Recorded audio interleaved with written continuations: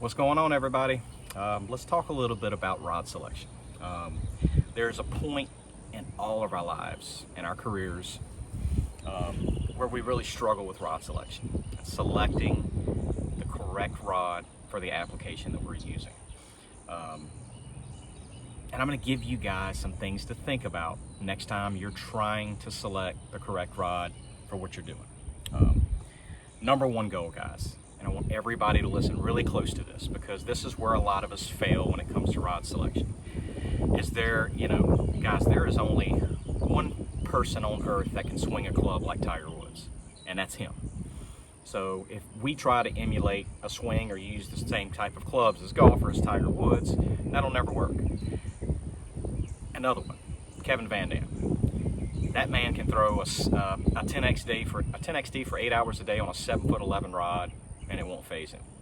There's not very many people with that setup that can be as efficient as he can. So keep that in mind.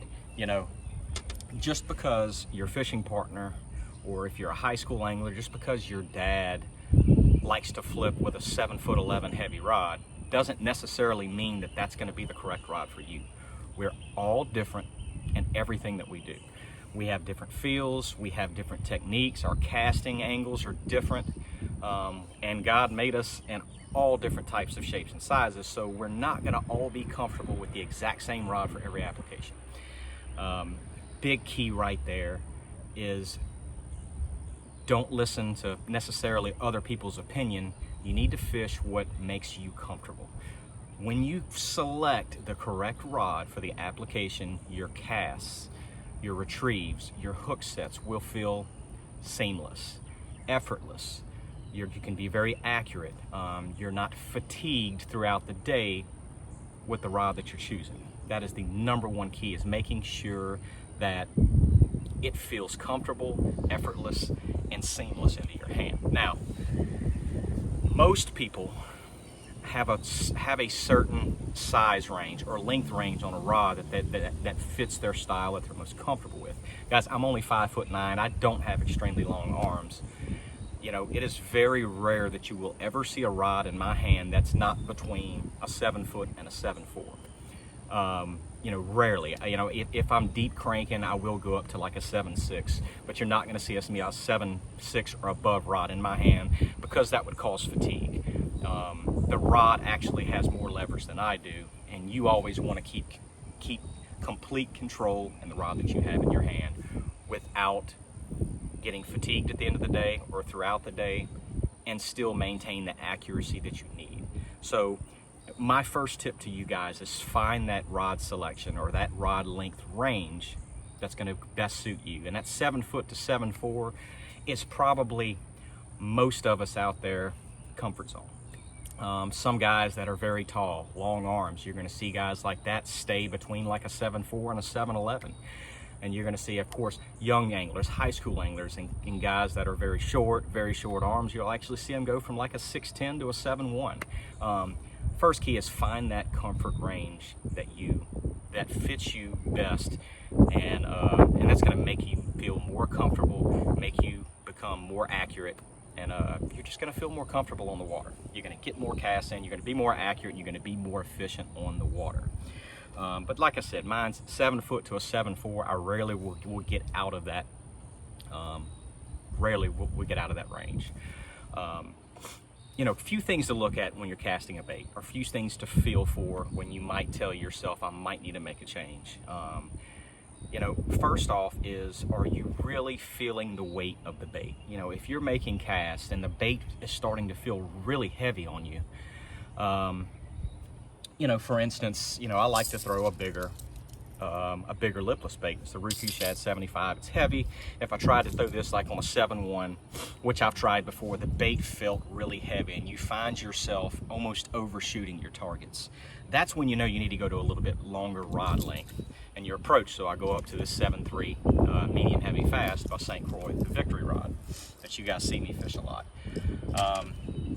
You'll notice that you're going to start really overshooting your targets. If you're trying to target something on the bank and you're consistently trying to throw that bait, the bait's hitting limbs or it's hitting the bank before it hits the water and it's causing you problems, that's when you know you might want to go to a little bit longer. So if you're making casts or you're making flips and you're not reaching your targets, you know, you're constantly missing them short, or it's constantly, you're losing accuracy. You know, if you cast right-handed, the bait is always going left. That is a telltale sign that your rod is too short as well, or your rod is too long and you may need to downsize. I'm sorry.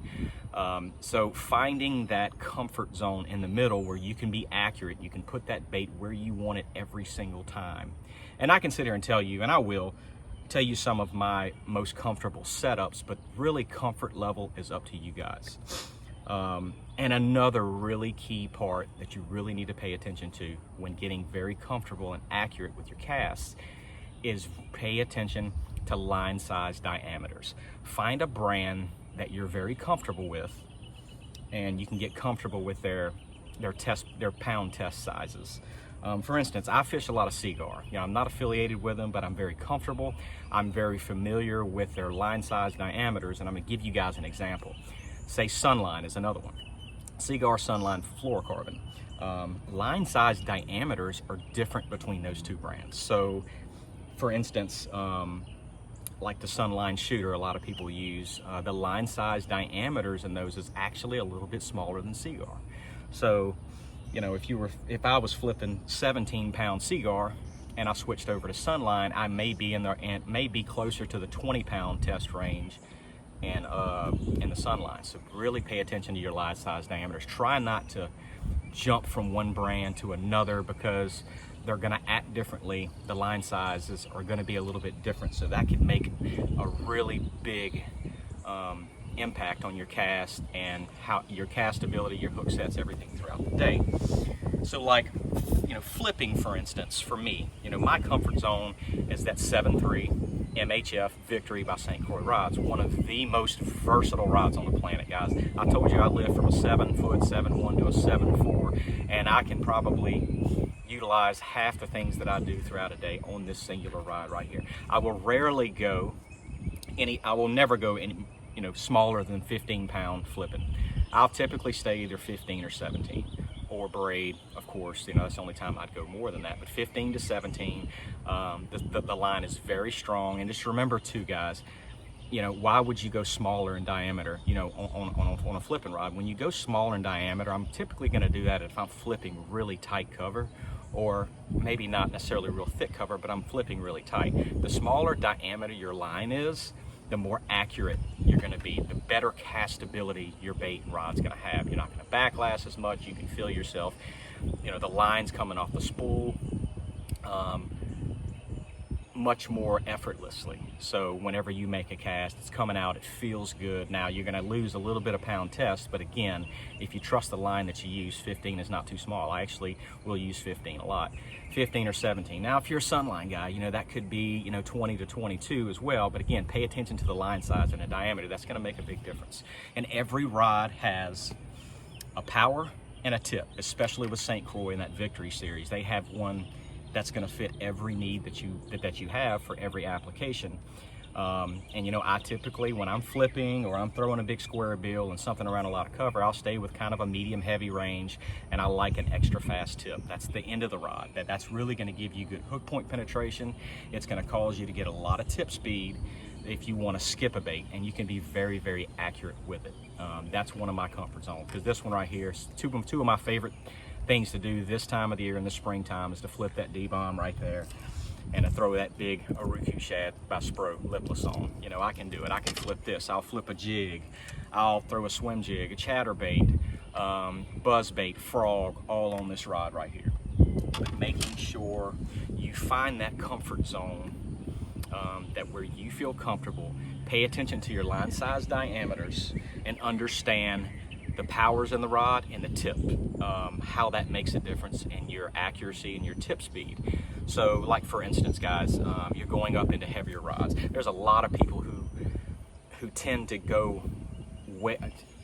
choose a rod that's way too big for, like, let's say frog fishing's about to get big right now, and you find yourself throughout the day getting fatigued. Your forearms start hurting. You want to put it down and pick something up. That is a telltale sign that your rod is too big for you.